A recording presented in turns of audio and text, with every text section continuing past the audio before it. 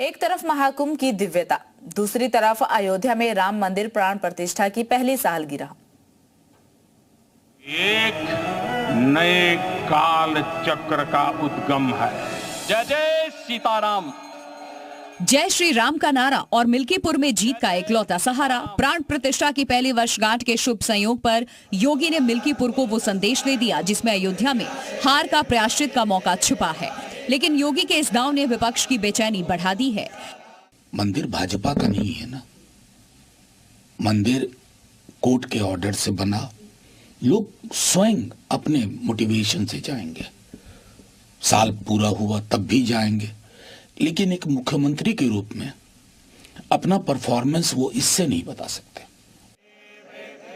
यानी योगी के एक दांव से मंदिर पर अब विपक्ष की बेचैनी साफ झलकने लगी। लेकिन प्राण प्रतिष्ठा की पहली वर्षगांठ से योगी ने मिल्कीपुर को कैसे संदेश दिया वो समझिए।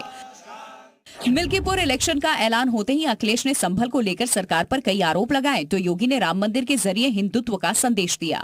अखिलेश संभल के बहाने मिल्कीपुर में मुस्लिम वोटर को संदेश दिया तो योगी ने पहली वर्षगांठ के मौके से अयोध्या वाली गलती को मिल्कीपुर में सुधारने का संदेश दिया। यानी अखिलेश के संभल वाले दांव के बदले योगी ने अयोध्या से वो दांव चला जो कुंदर की फॉर्मूले का प्रो वर्जन। अगर हम जाति के नाम पर और तमाम अन्य वादों के आधार पर विभाजित रहेंगे तो इस प्रकार की अपमानजनक स्थितियों का सामना हम सबको निरंतर करना पड़ सकता है। दरअसल मिल्कीपुर सीट कास्ट फैक्टर के हिसाब से एसपी के मुफीद रही है, लेकिन कुंदर के फॉर्मूले पर यह सीट बीजेपी को जीतने से कोई नहीं रोक पाया क्योंकि इस सीट पर 3.5 लाख मतदाताओं में से 1.2 लाख दलित, करीब 55,000 यादव और 30,000 मुस्लिम हैं। वहीं 60,000 ब्राह्मण जबकि 25,000 के करीब क्षत्रिय की संख्या। यानी जातियों में बटे मिल्कीपुर के वोटर को योगी ने अयोध्या से एकजुटता और हिंदुत्व का वो संदेश दिया जो मिल्कीपुर में बीजेपी का विजय पताका फहराएगा।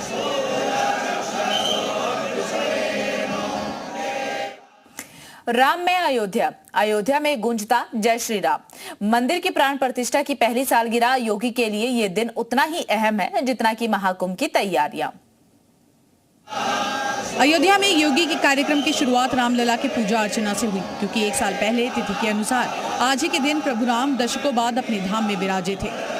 आपको, पूरे प्रदेश वासियों को, पूरे देश वासियों को और हर राम भक्त को प्रतिष्ठा द्वादशी की हृदय से बधाई देता हूं।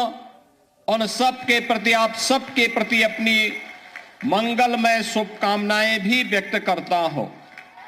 राम मंदिर की प्राण प्रतिष्ठा की पहली सालगिरह पर सीएम योगी ने सबसे पहले रामलला के धाम में पूजा की, प्रभु राम की आराधना की, फिर हनुमानगढ़ी में हाजिरी लगाई और अयोध्या आए नन्हे श्रद्धालुओं यानी कि बच्चों से मुलाकात की। भक्ति भाव में डूबे सीएम योगी फिर से रामकाज में जुट गए। प्रतिदिन अयोध्या में 1.5 से 2 लाख श्रद्धालुओं का आगमन अयोध्या धाम में हो रहा है।